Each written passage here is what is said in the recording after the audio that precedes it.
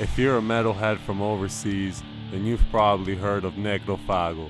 That's because there's a bunch of bands called Necrófago all over the world.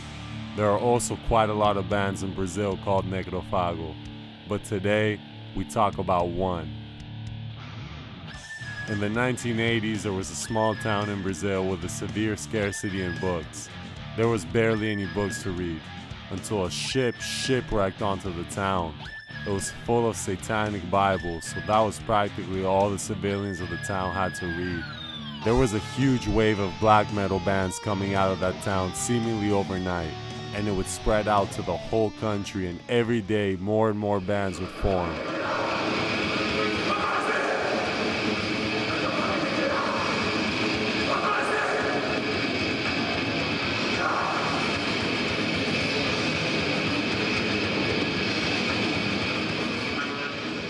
In 1986, Necrófago was born.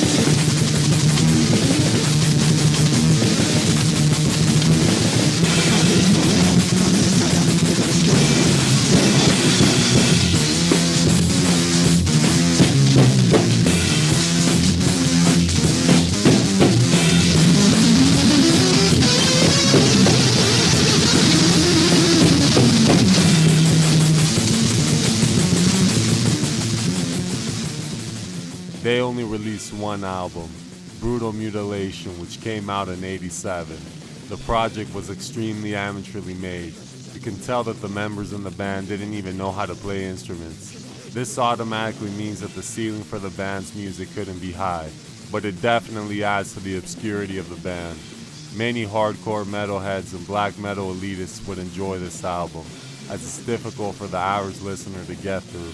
So maybe the fact that this band didn't know what they were doing was actually a good thing. The band would distribute cassette tape copies of Brutal Mutilation in 1987 and would release another demo the following year called Rehearsal.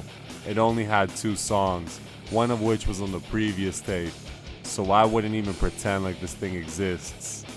I guess you can say Necrófago shows the influence that the Book of Satan had on Brazil. Necrófago was a couple of young dudes that totally bought into the trend. They didn't know how to play instruments, but they decided to record music anyways. And while their music certainly sucks, hey, I can fuck with it.